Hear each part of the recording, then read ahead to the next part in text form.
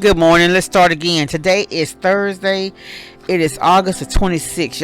I had done 7 minutes. Had to go back because I had it on mute. I'm sorry, but I just wanted to share this with you. This may help somebody. Listen, like I say, I don't get very many views, but I like to share things, whether it be a cooking video, whether it be things I use in the kitchen, whether it be things I've learned, things I experienced. I just want to help somebody. But I wanted to share this. This is actually our daily bread from yesterday, but this may help somebody. And I'm gonna just read it to you and just think about your own life or somebody you may know. And the lesson today comes from yesterday comes from 1 Timothy 5:4. Well, this is the part of the text, the scripture that this is amplified from. But it says, put your religion into practice by caring for your own family. A good reason. The two women occupied the aisle seats across from each other. The flight was 2 hours, so I couldn't help but see some of their interactions. It was clear they knew each other, might even be related. The younger of the two, probably in her 60s, kept reaching in her bag to hand the older, I guess in her 90s, fresh apple slices, then homemade finger sandwiches, then a towelette for cleanup, and finally a crisp copy of the New York Times. Each handoff was done with such tenderness, such dignity. As we stood to exit the plane, I told the younger woman, I noticed the way you cared for her. It was beautiful. She replied, she's my best friend.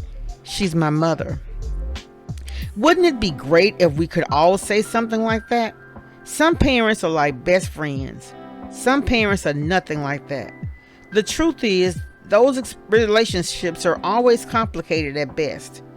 While Paul's letter to Timothy doesn't ignore that complexity, it calls us to put our religion into practice by taking care of parents and grandparents, our relatives, our own household. 1 Timothy 5:4-8. We all too often practice such care only if family members were or are good to us. In other words, if they deserve it. But Paul offers up a more beautiful reason to repay them. Take care of them because this is pleasing to God, and that's verse 4.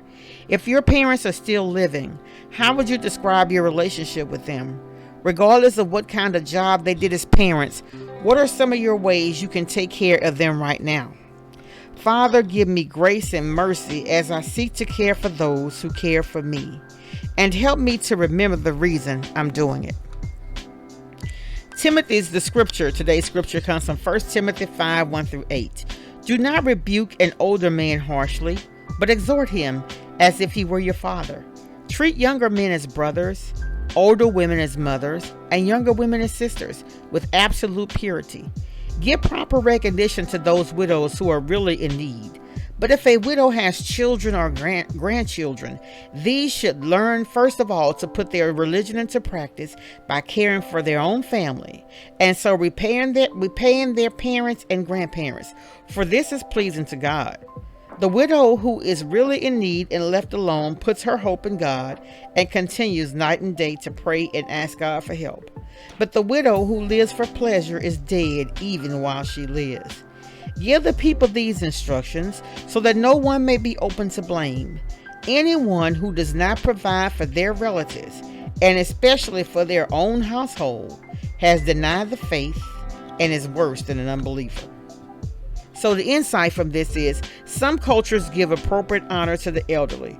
Other cultures seem to despise old age. God cares deeply about the marginalized, and the concept of respect for the aged was written into ancient Jewish law.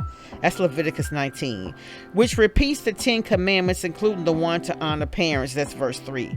Also says, stand up in the presence of the aged, show respect for the elderly, and revere your God. As verse 32. Paul upholds this notion of respect for the elderly in his letter to Timothy in two different yet related ways. Timothy was to show utmost respect for an older man. He may need to correct. This was due to Timothy's leadership position. See 1 Timothy 5:1. And he was to see that the church cared for widows in genuine need, without family to provide for them. Verses 3-8. Children and grandchildren of widows were to show respect for their elders by caring for them.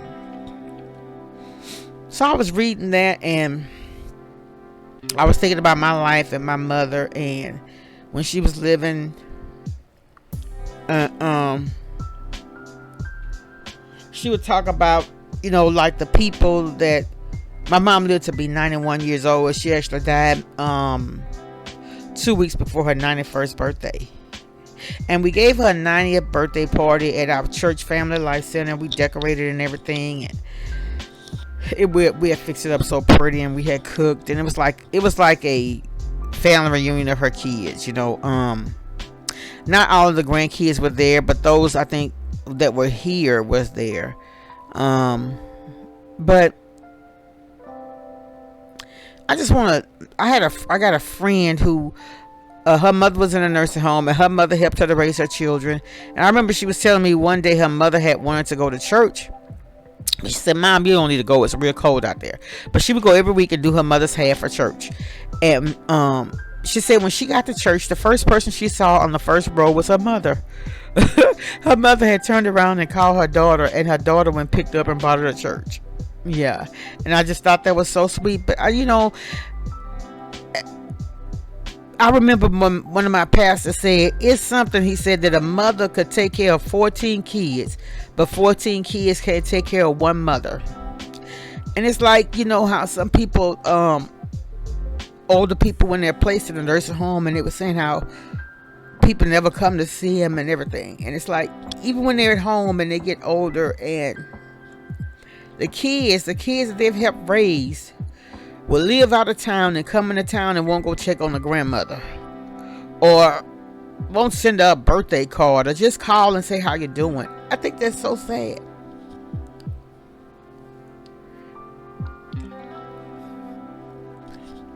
I just want to,